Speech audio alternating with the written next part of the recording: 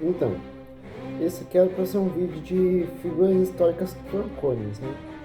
Só que nem eu esperava que ia ser tão difícil achar. Só para vocês terem noção, os três casos que eu vou contar aqui hoje, um eu já conhecia de uma outra negócio, de uma outra aula, e as outras duas eu não achei pesquisando por figuras históricas cônicas. Eu achei pesquisando sobre figuras históricas que traíram, os seus cônjuges foram cornos por causa disso. Só que essas figuras históricas nem são tão famosas assim, muitas pessoas não vão conhecer. Ou se conhecerem bem pouco. Mas acho que vai ser divertido. Ah, então, esse vídeo demorou muito pra sair. Tipo assim, eu tô gravando esse áudio no dia 18 de junho. O vídeo foi gravado no dia 6 de maio. E é capaz de vocês só verem ele em julho. É que no caso, como eu vou começar a editar de fato agora, eu já dei umas leves edições, mas não algo muito grande, né? Como eu vou começar a editar de fato agora, é capaz de vocês só verem em julho. Que eu tava procrastinando e tudo mais, aí juntava com prova, aí eu tinha compromisso às vezes. Mas principalmente por preguiça e procrastinar, viu? Então, não vou nem tentar jogar a culpa pra outra coisa, a culpa foi minha mesmo. O primeiro caso que a gente vai falar aqui hoje é Jacqueline Bouvier Kennedy, que foi a esposa do John F. Kennedy. Como eu disse, não vai ser tão famosa assim as pessoas que eu vou falar. Mas ela também é uma figura histórica por não ter abandonado seu marido, mesmo depois de ele ter sido assassinado e correndo o risco de ser assassinado também. E também ela era muito conhecida pela sua elegância para a época, né? Só para vocês terem noção de como que eram as coisas com a relação com ela com John F. Kennedy, Kennedy era considerado um bom presidente. Mas que muita gente não sabe é que ele era um mulherengo do caralho. Ele dizia que se ele não transasse pelo menos uma vez por dia, ele tinha dores de cabeça. Ele muitas vezes chamava mulheres para a Casa Branca só para fazer suas festinhas, né? Os seus seguranças diziam que era comum eles verem à noite mulheres subindo para o quarto, subindo as escadas da Casa Branca para irem para o quarto dele, e de manhã descendo. Mas eles também falam que ele não tinha muita preferência de mulher. Ele pegava atrizes, mulheres de programa, ou também até as próprias funcionárias da Casa Branca. E para ajudar ainda mais, a Jacqueline e o John, eles dormiam em quartos separados. Além de que, de quinta a domingo, Jacqueline ficava na casa de seus pais. Sabe o que é pior?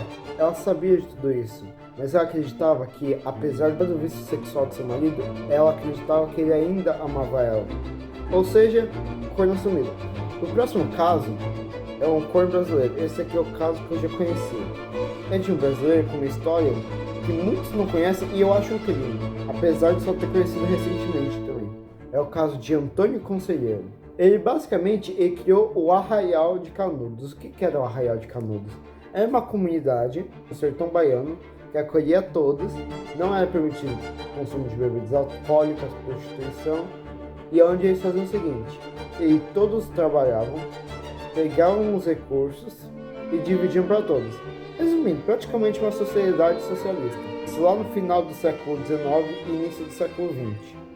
O governo federal na época só investia em Minas e em São Paulo, que eram os dois lugares mais lucrativos. E o seu líder foi o Antônio Conselheiro, mas tudo que ele fez começou pelo simples fato dele ter sido corno. Basicamente, antes de toda sua trajetória, ele era casado com uma mulher.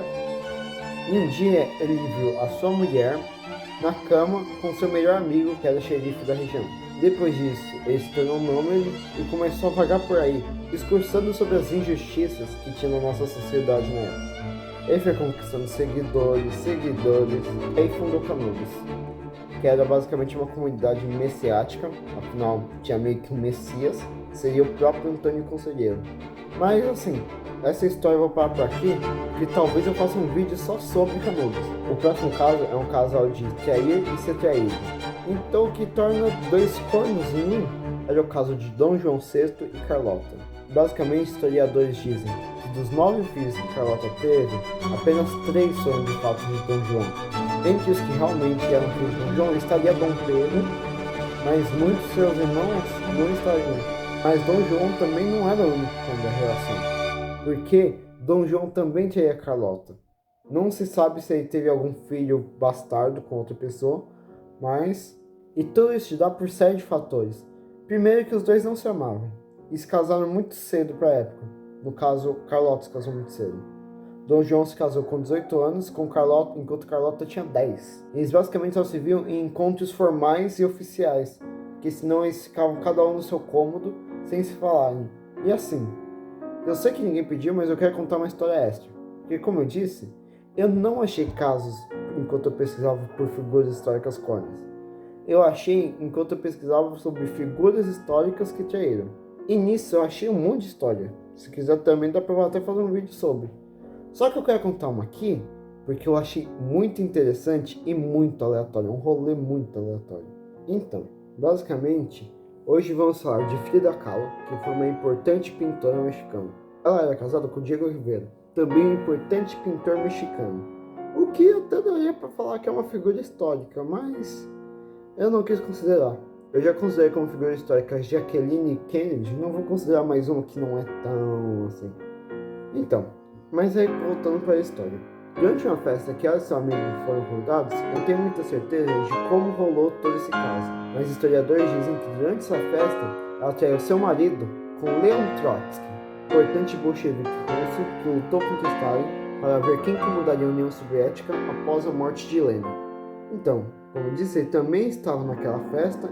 Inclusive, dizem que naquela festa a esposa de Leon Trotsky também estava lá. E um fato que eu até achei engraçado, que Leon Trotsky era considerado um traidor na União Soviética. Não foi só uma vez que ele traiu, então. Eu sei que esse vídeo foi meio aleatório, por mais que, pra quem é mais próximo assim de mim, que conhece um pouco mais da minha vida pessoal, principalmente escolar, sabe que não é assim tão do nada, mas acho que ficou um vídeo legal. Se fosse mais bem trabalhado por alguém que entende melhor de história do que eu, poderia ter sido um vídeo com muito mais potencial. Mas, enquanto não temos isso, espero que vocês tenham gostado e falou!